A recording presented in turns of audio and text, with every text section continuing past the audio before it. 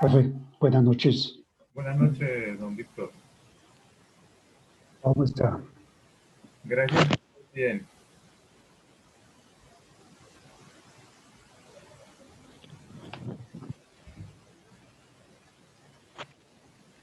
Buenas noches.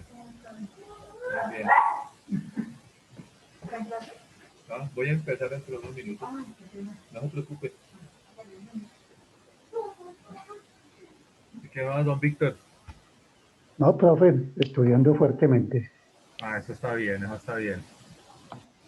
Eso está bien, don Víctor. Sí, señor.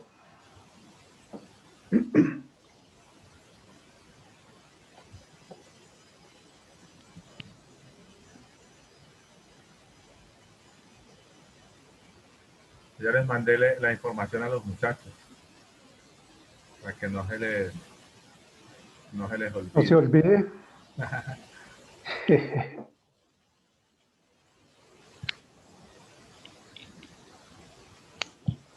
¿En qué trabaja, don Víctor? No, profe, afortunadamente ya no trabajo. ¿Ya no trabaja? No, no, yo me pensioné hace muchos años, pero seguí trabajando. Me pensioné de una empresa del Estado. ¿En qué Pues empresa? seguí trabajando con el Estado. Y hace 3 años, pues 4 años, me independicé. Eh, Estaba haciendo un trabajito ahí con plataformas. Y desde la pandemia me dediqué a estudiar. Pero bueno, ya está pensionado por lo menos, gracias a Dios. Sí, profe, sí, una bendición.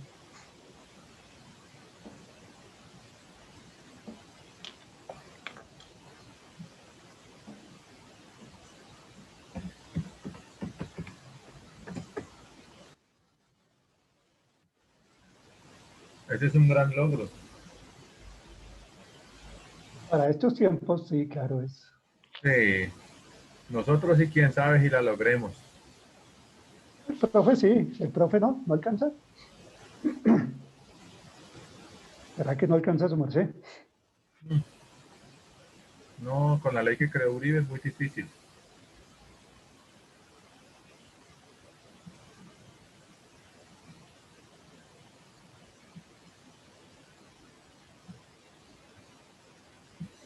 Sí, don Víctor. ¿Quiere ingresar ahorita? Sí. Oh, profe, ¿Ah? yo le escuché. ¿Quién ingresó ahorita? No sé, ahí hay alguien opina. Sí, no me aparece. Sí, yo veo a alguien ahí con la pantalla con apellido Espinalla. A ver, Rigoberto. Buenas tardes. Profe, buenas tardes, compañeros. Buenas tardes, Bueno, don Rigoberto. ¿Cómo está? ¿Qué ha hecho? Bien, señor. Me alegra mucho. Gracias, profe. Y buenas tardes para todos. buenas tardes.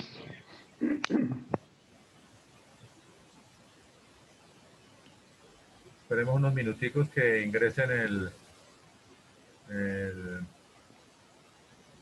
que ingresen otros chicos.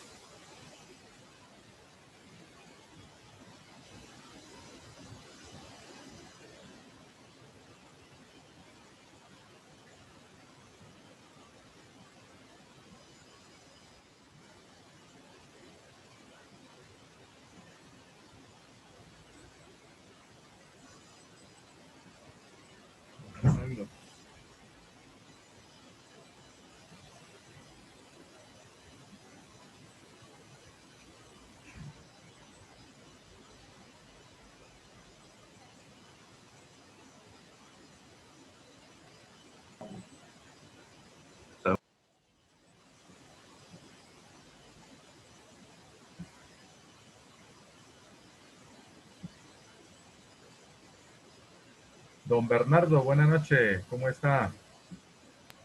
Profe, buenas noches. ¿Y me escucha, profe? Sí le escucho bien. Ahora sí la escucho Bueno, más fuerte.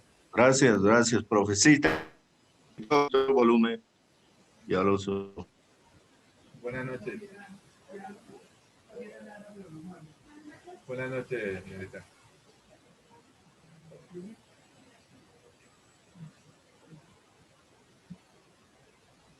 Ahora se escucha mejor, ¿no?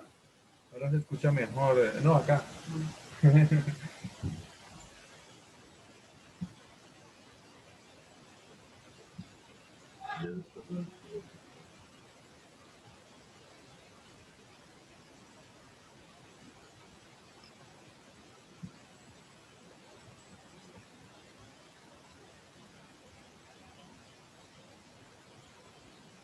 Estamos los tres, vamos a ver.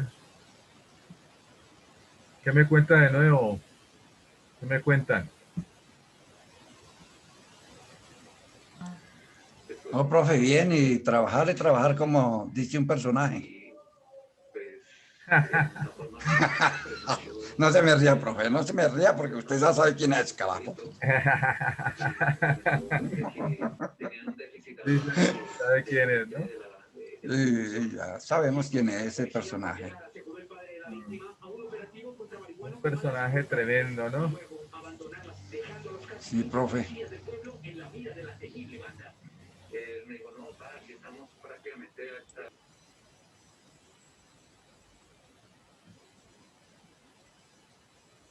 Ay, hombre. ¿Cómo les ha ido con el libro? Bien, profe, ya lo empecé a leer. ¿Cómo? Ya lo empecé a leer. Casi no le escucho, Víctor.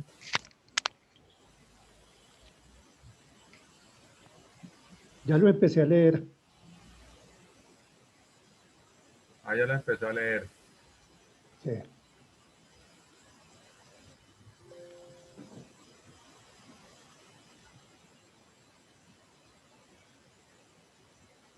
Bueno, entonces ahora yo creo que sí empecemos.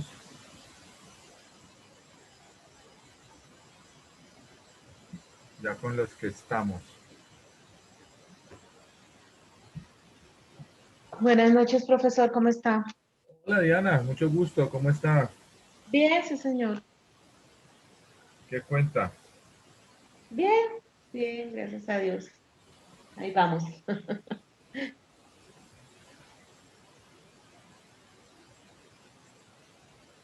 ¿Cómo le ha ido?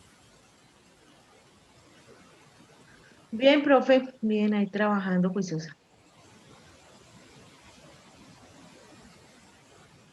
Ah, bueno, me alegra mucho, me alegra mucho.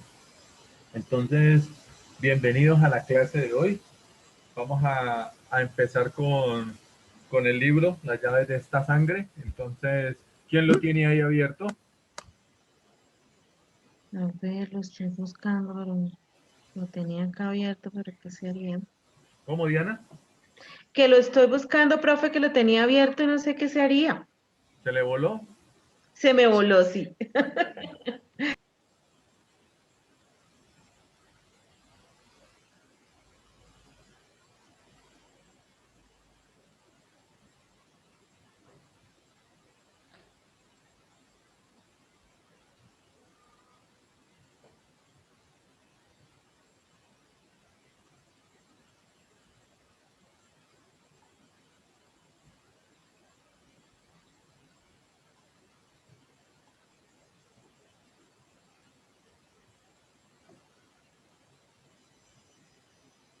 ¿Quién lo tiene abierto ya?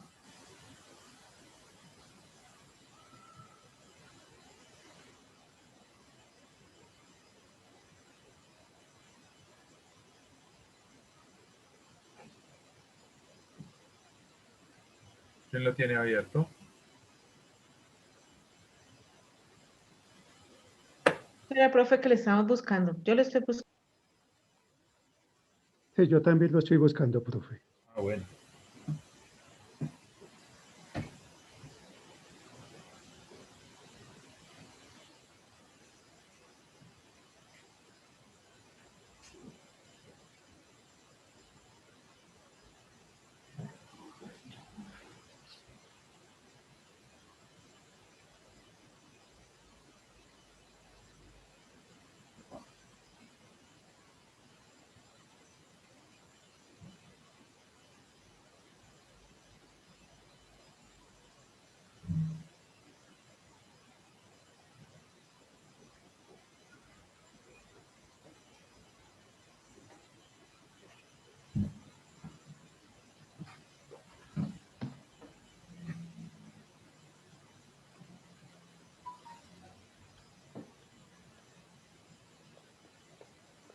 Listo, entonces vamos a empezar con el libro Las llaves de esta sangre.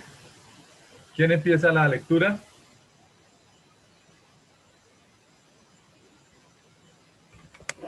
¿Quién la quiere empezar?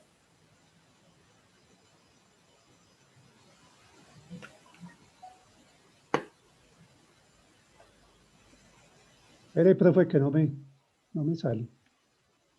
Bueno, voy a hablarles del contexto histórico para que ustedes vayan ubicando el proceso de cómo se dio la obra.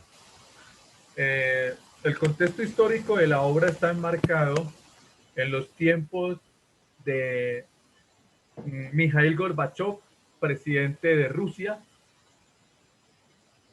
y en ese contexto prácticamente entre los 85 más o menos al 90 y pico.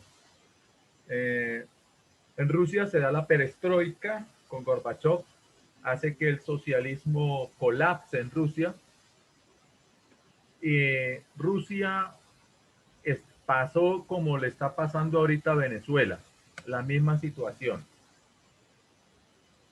Ese problema que se dio en Rusia trajo consigo unos cambios a nivel de la geopolítica. En ese entonces estaba de Papa Juan Pablo II. Juan Pablo II como Papa, los papas no se ponen a orar. Esa no es la función del Papa. La función de los papas es política. Entonces, ellos organizan, tanto Mikhail Gorbachev como Juan Pablo II, organizan todo el proceso para generar un cambio en Europa e impulsar lo que se conoce con el nuevo orden mundial, que hoy en día es muy nombrado y lo escuchan ustedes mucho, el nuevo orden mundial. Pero para que ustedes entiendan qué es el nuevo orden mundial, toca mirar que no solamente eso viene desde Juan Pablo II, sino que viene desde mucho tiempo atrás. Antes de la Primera Guerra Mundial, tanto la Primera Guerra Mundial como la Segunda Guerra Mundial fueron programadas para poder generar un colapso y una división del mundo. Se dio la Gran Depresión de 1929 a nivel económico. La élite mundial encargada de mover los hilos, por eso es que la política, el presidente es un títere de la élite mundial. Esto viene desde siempre. En la Edad Media, quien gobernaba y quien colocaba a los reyes y estaba detrás de los reyes era la Iglesia Católica. Después, con la Revolución Francesa y el surgimiento del capitalismo y todo lo que tiene que ver con la parte del comercio y la parte mercantilista, pues va a ser la nueva clase social, la burguesía. Y los burgueses y los nobles se van a unir y van a colocar ellos, como ya se dio la revolución, como ya se generaron los estados, entonces los presidentes van a ser los títeres que van a tener ellos en su momento. Esto no es nuevo. Y hoy en día, pues lógicamente que hay un sistema bancario, los dueños de los bancos, la élite mundial, que es la que está detrás de toda esta maquinaria política. Entonces, nosotros miramos que Mikhail Gorbachev, expresidente de Rusia, Juan Pablo II, organizan el nuevo orden mundial, que es hacia dónde va el mundo en el siglo XXI. Ya estamos viviendo el siglo XXI, pero lo estábamos viviendo como el siglo XX. Entonces, los cambios en ciencia, en tecnología, los cambios en la manera de pensar, los cambios en en la cultura no se han dado. Entonces, por eso es que ahora se está empezando con todo este pretexto del coronavirus creado, porque es una pandemia, empieza un nuevo proceso para unos cambios. Estamos viendo una etapa de transformaciones a futuro. Entonces ya se vienen las ideas del transhumano, ya no va a ser teocentrista, antropocentrista, sino transhumano. Ya empieza la era cibernética como tal, la robótica, la inteligencia artificial, viene también la internet cuántica, viene ya la nanociencia implementada ya de manera masiva, no solamente para curar enfermedades, sino también para muchas otras cosas. Entonces todo lo que se viene a grandes cambios, y estos cambios van a transformar el mundo y la manera de concebirlo. Entonces nosotros mirábamos de pronto, estábamos muy muchachos en esa época, cuando mirábamos a Juan Pablo II y a Rusia, mirábamos en los noticieros a Mikhail Gorbachev, pero nadie vislumbraba qué era lo que estos dos personajes estaban organizando en el mundo. Entonces la obra literaria que ustedes van a leer está enmarcada en ese contexto. Es escrita por un ex jesuita, o sea, un ex sacerdote que era jesuita y que conoce de primera mano toda la geopolítica que realizó Juan Pablo II. Entonces, el papado nunca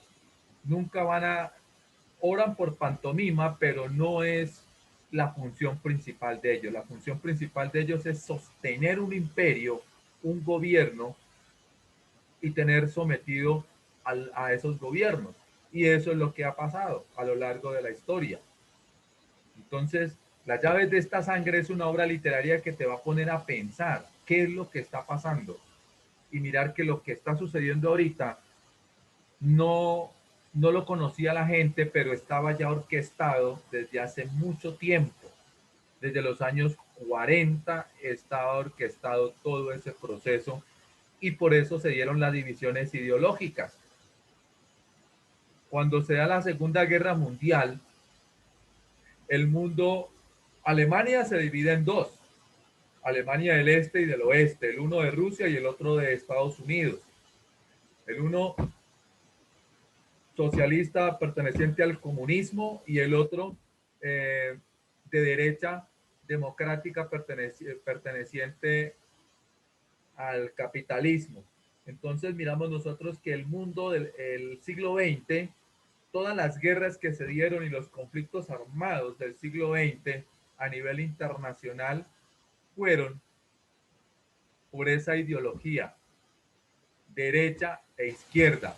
Y mientras el mundo se debatía entre derechas e izquierdas y se da la guerra, la famosa Guerra Fría. ¿Alguno ha escuchado hablar de la Guerra Fría? Sí, profe. ¿Qué entienden por Guerra Fría? La Guerra Fría fue la época en que Rusia y Estados Unidos estaban compitiendo con las armas nucleares y Cuba era como la excusa para esta Guerra Fría. Lo que dice don Víctor es cierto.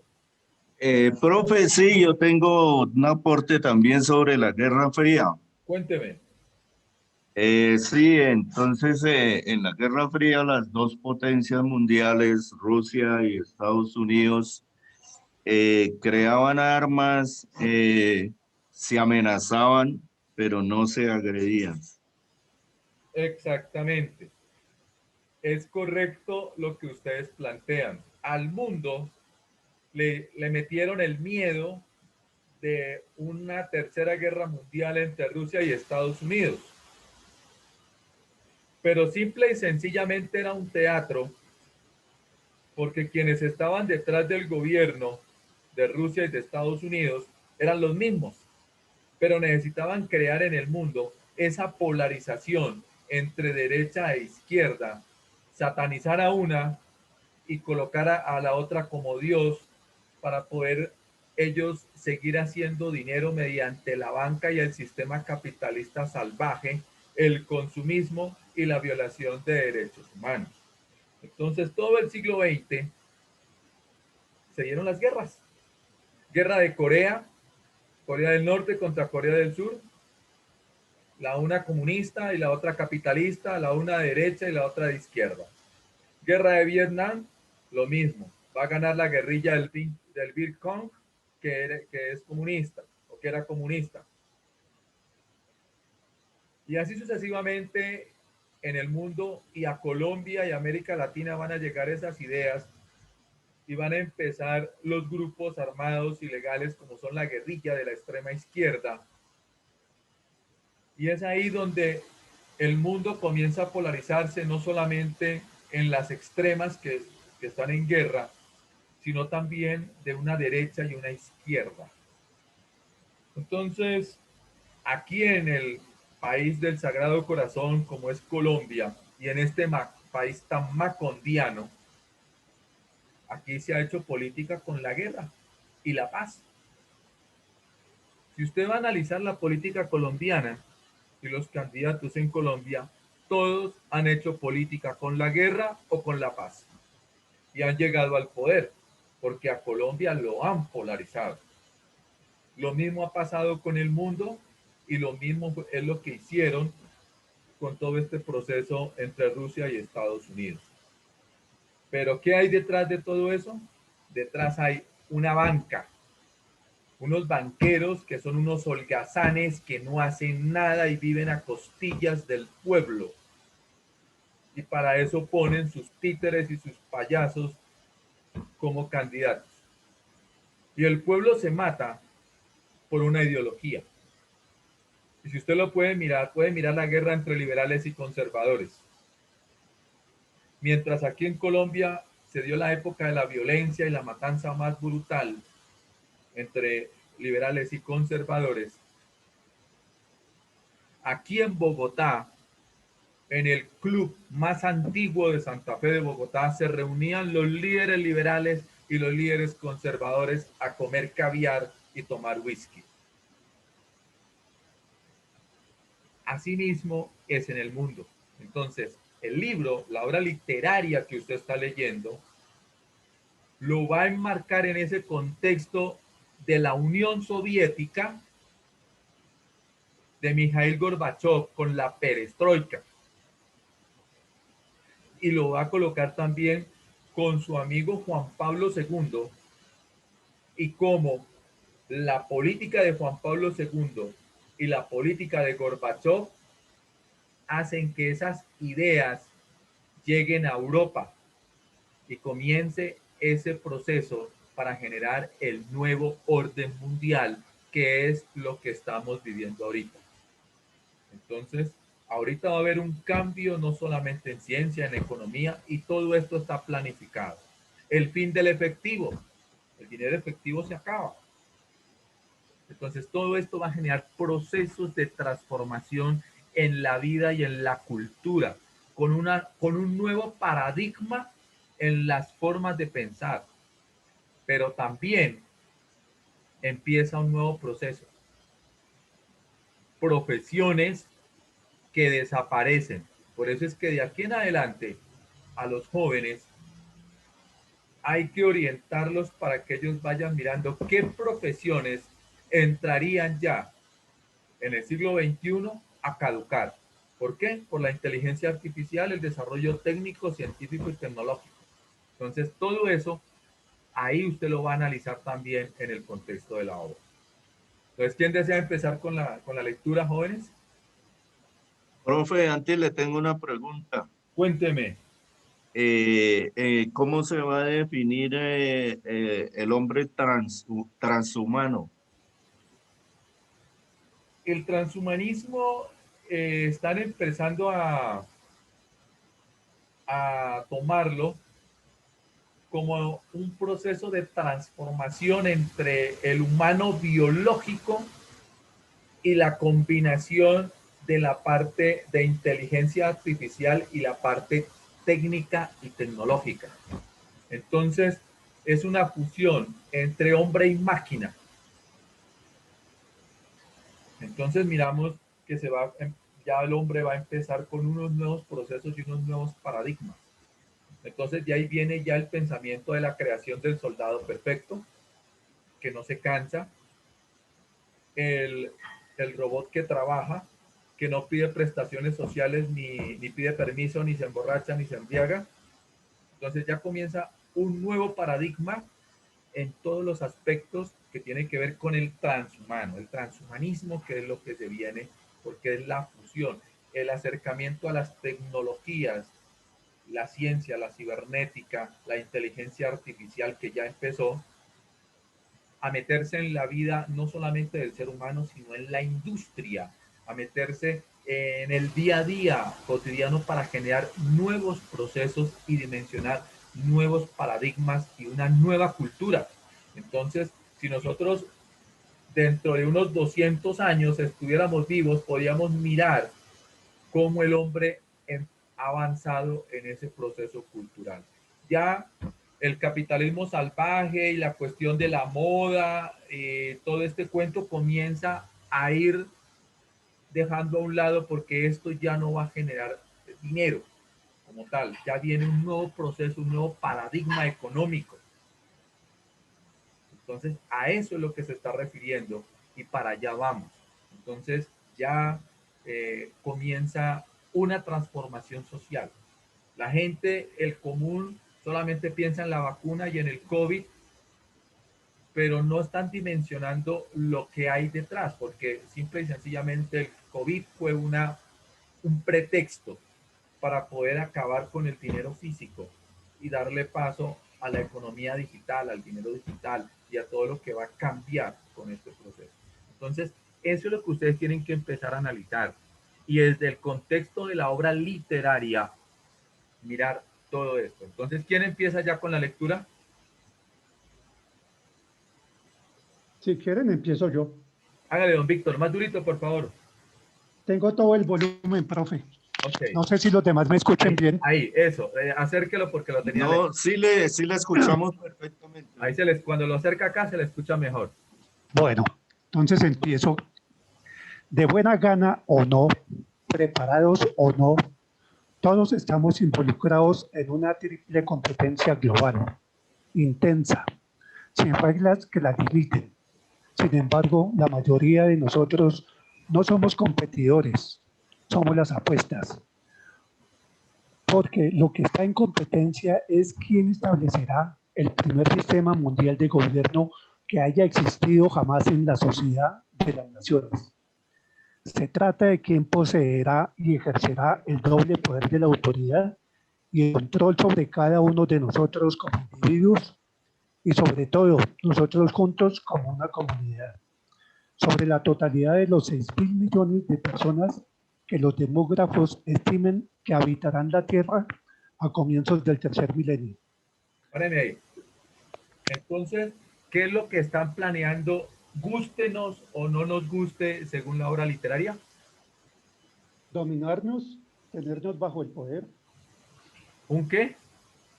Dominarnos. Sí, ¿bajo qué sistema? El sistema mundial, que no habrá barreras, no habrá límites, no habrá fronteras. Ajá, bajo un gobierno global, mundial, como nunca antes se había dado. El último que gobernó de manera global fue el Imperio Romano, hasta la caída a manos del Imperio, perdón, a manos de, uy, se me cruzaron los cables, a manos de los bárbaros.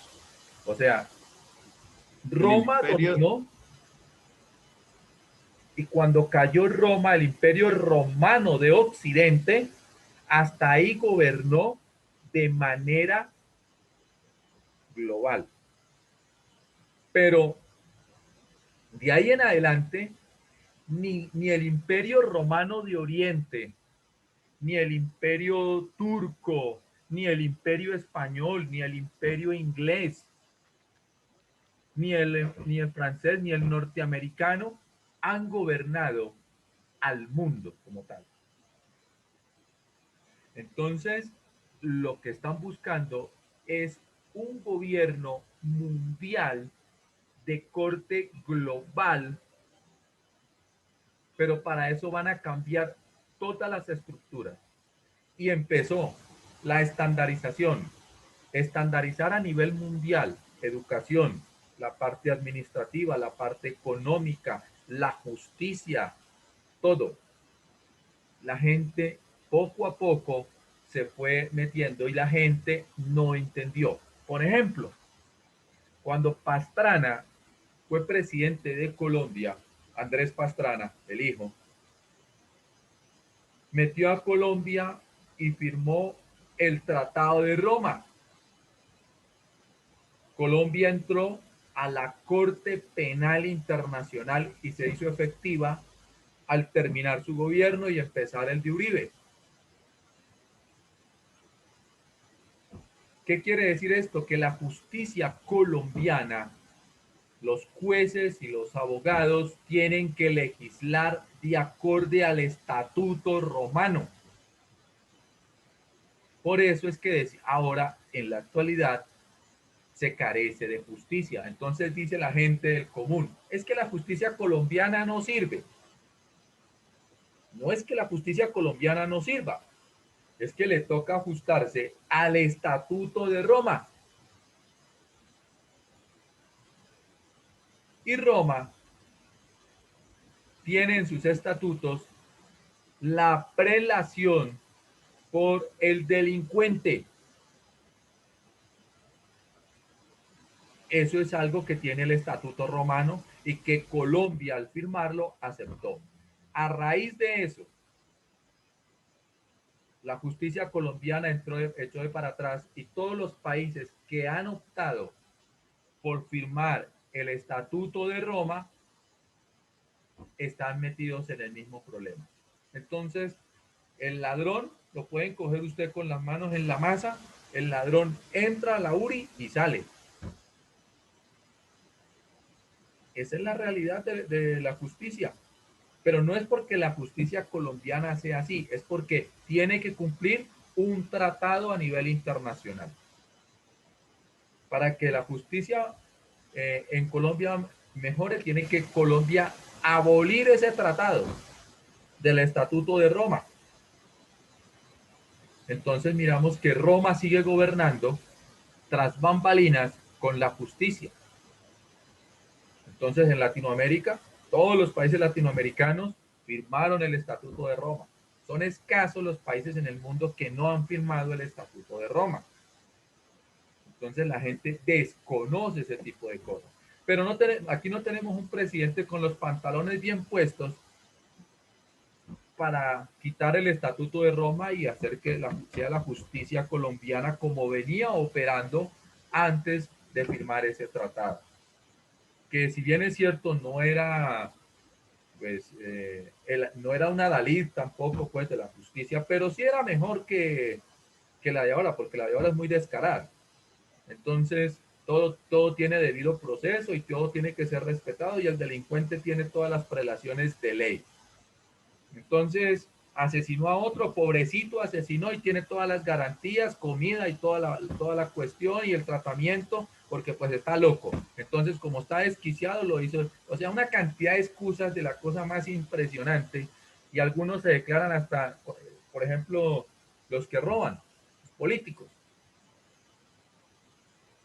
Gente robándose 6.000, 10.000 millones de pesos colombianos, llegan a la justicia, pagan 2.000 millones y el resto lo siguen disfrutando. Todo eso se debe al famoso debido proceso y el Estatuto de Roma. Entonces, ahí usted va atando cabos, qué es lo que está pasando. Entonces, la justicia está estandarizada. La economía ya entró en el proceso de estandarización con leyes internacionales. La medicina ya entró, proceso de estandarización global. La educación también, los famosos estándares educativos a nivel nacional y a nivel internacional tenemos los estándares a nivel internacional también. Entonces se tiene que ajustar todo eso. Y así va a ser todo. Entonces, estamos en el proceso de estandarizar una sola religión, una sola economía, una sola política, todo en ese contexto de estandarización. ¿Hasta aquí tienen alguna pregunta? No, para mí perfectamente entendido. Continúe, don Víctor.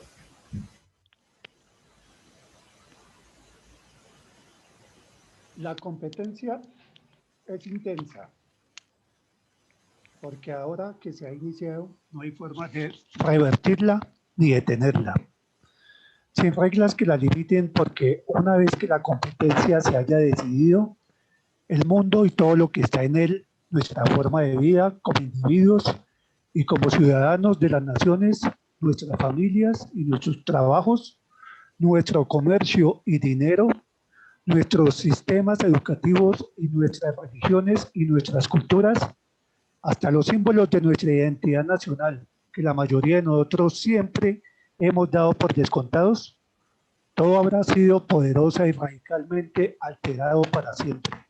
Páreme ahí.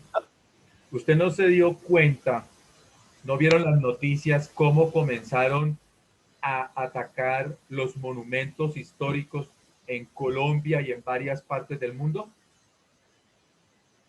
Sí, claro, desde Chile hasta Europa. En Europa, aquí en Colombia, en Sudamérica, comenzaron a quitar las partes históricas. Ah, Estados Unidos también. En Estados Unidos también. Entonces, miren lo que está pasando. Detrás de todo eso, quieren quitarnos nuestra propia identidad histórica. O sea que nosotros venimos de un proceso histórico, mal o bien, hubo unos indígenas, mal o bien hubo una lucha en contra de la esclavitud y hubo un dominio español. Reprochable los abusos que hicieron, pero es un contexto histórico y no podemos desconocerlo. Pero ahora con esta política están infiltrando a la gente para hacerle perder su identidad y quitar los monumentos que de una u otra manera nos hacían recordar de un pasado histórico. O sea, nos quieren quitar a nosotros esa identidad histórica que para mal o para bien se vivió. Eso es como quererle quitar a usted parte de su pasado. Su pasado es su pasado y fue su vida. Y no que alguien le llegue a quitar esa parte de su vida, pues no está bien. Entonces, eso es lo que pretenden hacer y eso es lo que usted vaya mirando. Muchas veces se ven las noticias, pero no se analiza el por qué. Ahora ya entienden el porqué del derribamiento de estatuas con monumentos históricos. ¿Qué hay detrás? Continúa, don Víctor.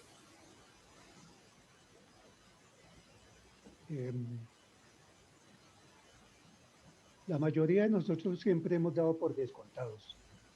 Todo habrá sido poderosa y radicalmente alterado para siempre. Nadie puede quedar exceptuado de sus efectos. Ningún sector de nuestras vidas permanecerá intacto. La competencia comenzó y continúa como un asunto que presenta tres aspectos, porque ese es el número de rivales con suficientes recursos como para establecer y mantener un nuevo orden mundial. Nadie que esté familiarizado con los planes de estos tres rivales, ni Bueno, nadie que esté familiarizado con los planes de estos tres rivales tiene ninguna duda de que solamente puede ganar uno de ellos. Cada uno espera que los otros dos sean dominados y devorados por el remolino de cambio que se acerca.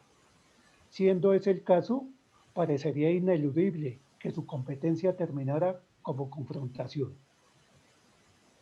En cuanto al factor tiempo involucrado, aquellos de nosotros que tenemos menos de 70 años, veremos por lo menos instaladas las estructuras básicas del nuevo gobierno mundial. Aquellos de nosotros de menos de 40 seguramente vivirán bajo su autoridad y control legislativo, ejecutivo y judicial. De hecho, los tres rivales mismos, y a medida que pasa el tiempo, muchos otros más hablan de este nuevo orden mundial, no como algo que está a la vuelta de una distante esquina del tiempo, sino como algo que es inminente, como un sistema que será introducido e instalado en nuestro medio hacia el fin de esta década final del segundo milenio.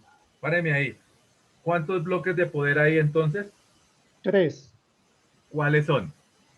Rusia, la Iglesia y un grupo de ejecutivos que está liderado por el presidente de Estados Unidos.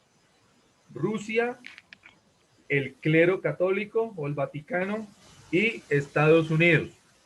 Son los tres frentes que se encuentran en este momento organizando el nuevo orden mundial.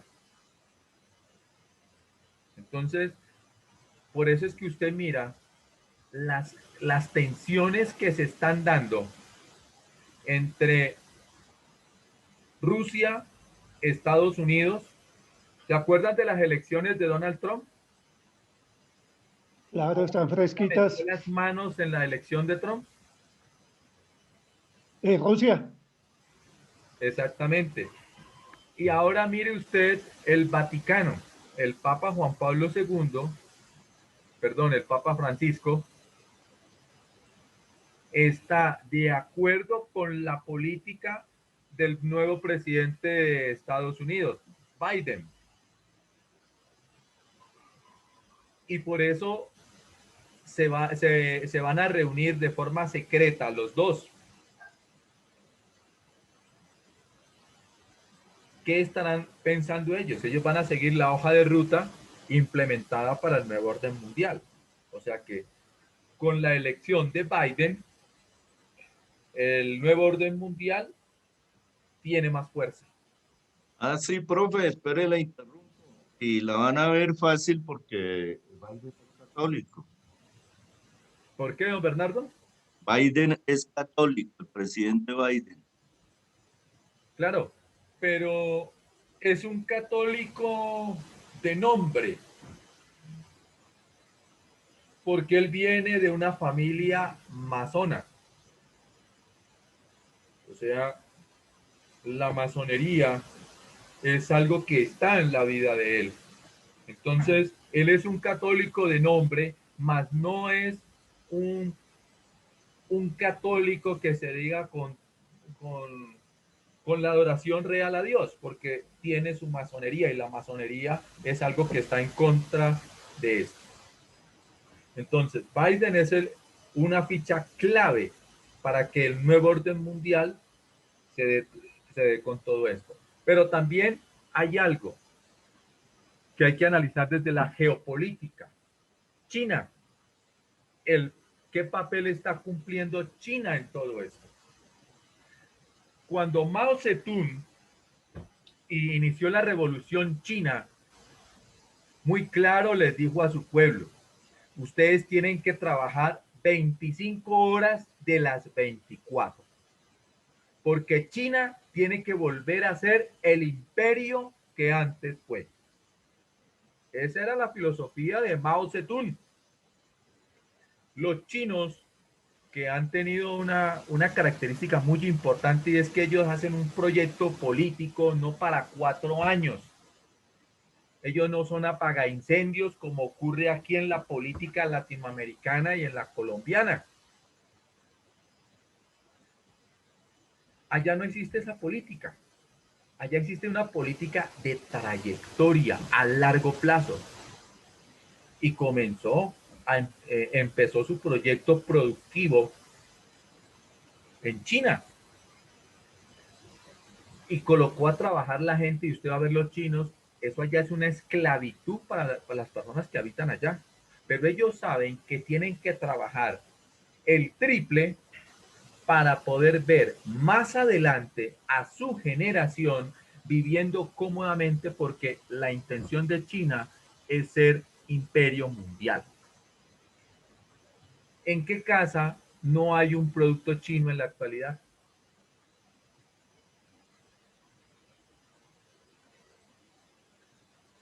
Exactamente, todo el mundo tiene un producto chino en su casa. Y los chinos fabrican para las tres economías. Para la economía latinoamericana, que es incipiente, entonces las cosas de mala calidad. Para la economía como la economía de pronto de Brasil o como la economía de un país que tenga una mediana forma de pagar unas cosas de una mejor calidad y de excelente calidad como para los países industrializados y potencias. Entonces ellos tienen para los tres mercados. Solamente con las motos usted se puede dar cuenta. Anteriormente solamente estaba Kawasaki, Honda y Suzuki. Las tres marcas. Resulta que Auteco es de Kawasaki.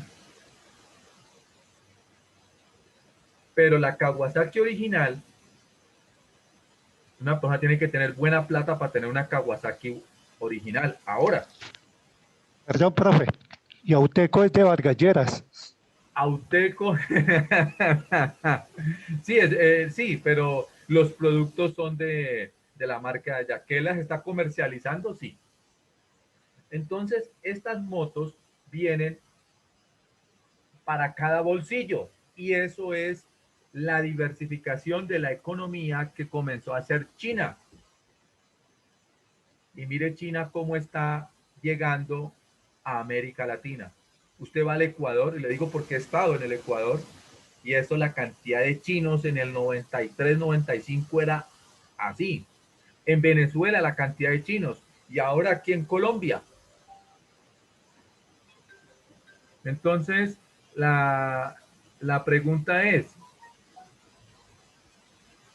¿por qué los chinos están en América Latina y regados por el mundo?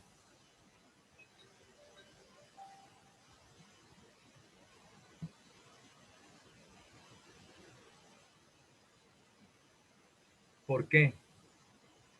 ¿Cuál es la intención? Se quieren apoderar del mundo también.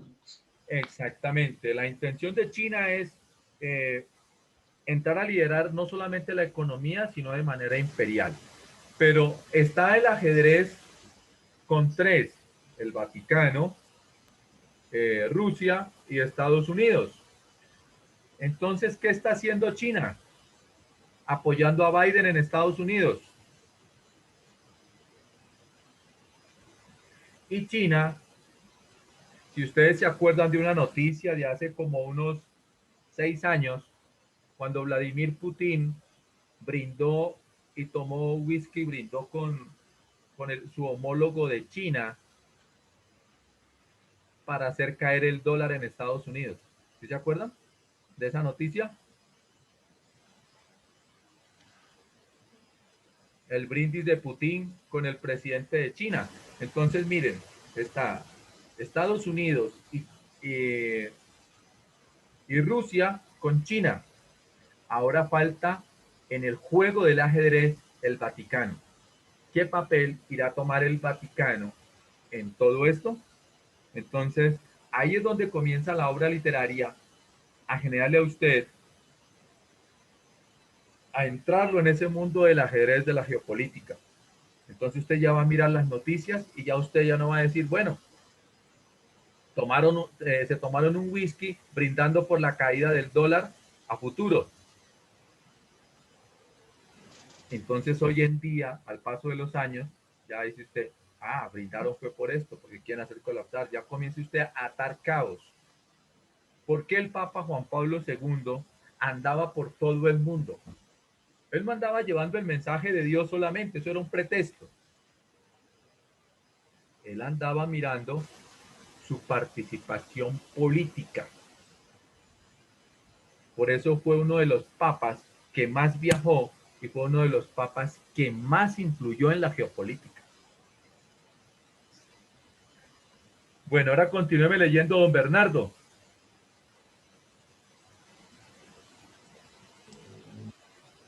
No, profe, imagine que yo no tengo aquí en pantalla el texto, o sea, solo los estoy observando a usted y escuchando. ¿No lo tiene? No, señor. No, porque a mí se me dificulta eso de compartir pantalla y abrir pantalla así, no manejo bien eh, este sistema. Ok, ya solucionamos esa parte. Espérenme un segundito.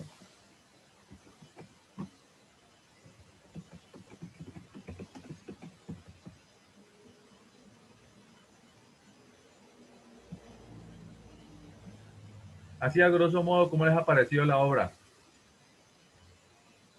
muy interesante, Está muy real. interesante, bastante interesante y bien informativa.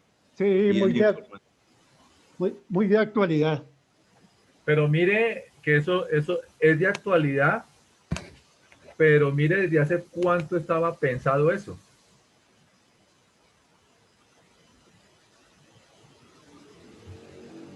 Entonces, lo que nosotros estamos viviendo ahora no es nuevo. Eso es como el celular. Si usted va a mirar la historia del celular, el celular no es nuevo. O sea, este libro fue escrito en 1976, Ajá, correcto. porque la historia dice que es de 1976. Esto viene más o menos una historia de en ese año. 50 años, 50 años.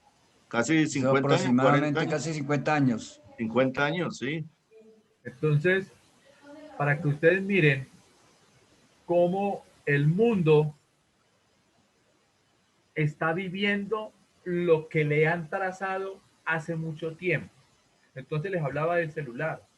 La gente cuando salieron los primeros celulares por allá, que eran unas panelas por allá a principios de los 90, y que solamente en Colombia los tenían los ricos y los traquetos, la gente pensaba que eso era nuevo. Esos celulares estaban hechos desde 1930 y los celulares de segunda y tercera generación estaban diseñados hacia 1940 y los que nosotros tenemos ahora estaban ya en el 50, pero esos celulares no era el momento de comercializarlos. Y pensamos que eso es nuevo. No, eso no es nuevo. Entonces usted se imagina lo que hoy en día existe a nivel científico, es muy grande.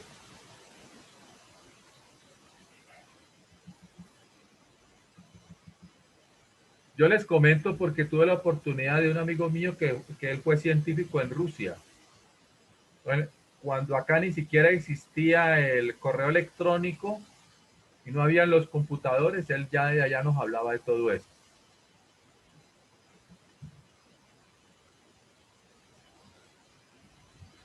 ¿En qué página iba don Víctor? Ya le digo en qué página.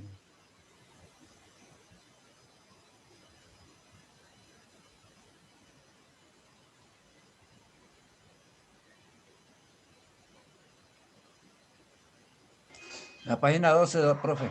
¿12? Sí, profe. Ok.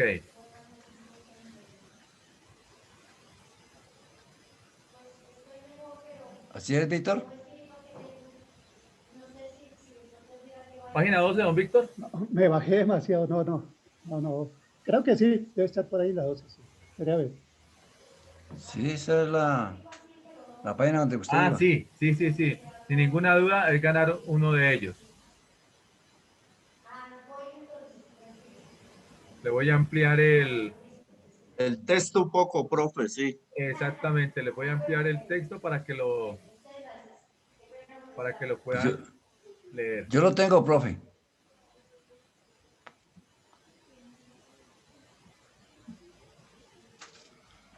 Ahí lo pueden leer ya. Entonces, empiece, continúe, don Bernardo. Sin ninguna duda, Y cualquier cosa me dicen, si me dicen algo, me dicen. ¿Sí? Bueno, usted me dice. Ninguna duda de que solamente puede ganar uno de ellos. Cada uno espera que los otros dos sean matados y devorados por el remolino de cambio.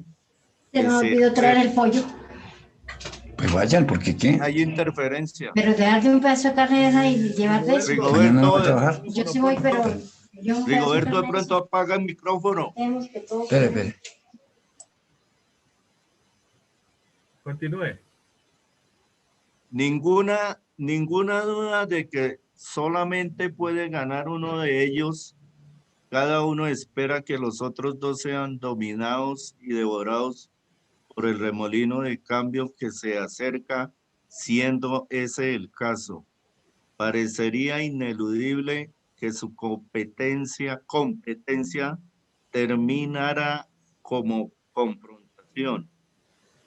En cuanto al factor involucrado en aquellos de nosotros, en aquellos de nosotros que tenemos menos de 70 años, veremos por lo menos instaladas las estructuras básicas del nuevo gobierno mundial.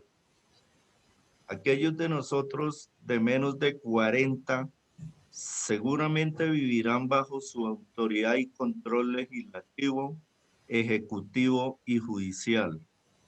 De hecho, los tres rivales mismos, y a medida que pasa el tiempo, muchos otros más hablan de este nuevo orden mundial no como algo que está a la vuelta de una distante esquina del tiempo, sino como algo que es inminente. Páreme aquí. Como Entonces,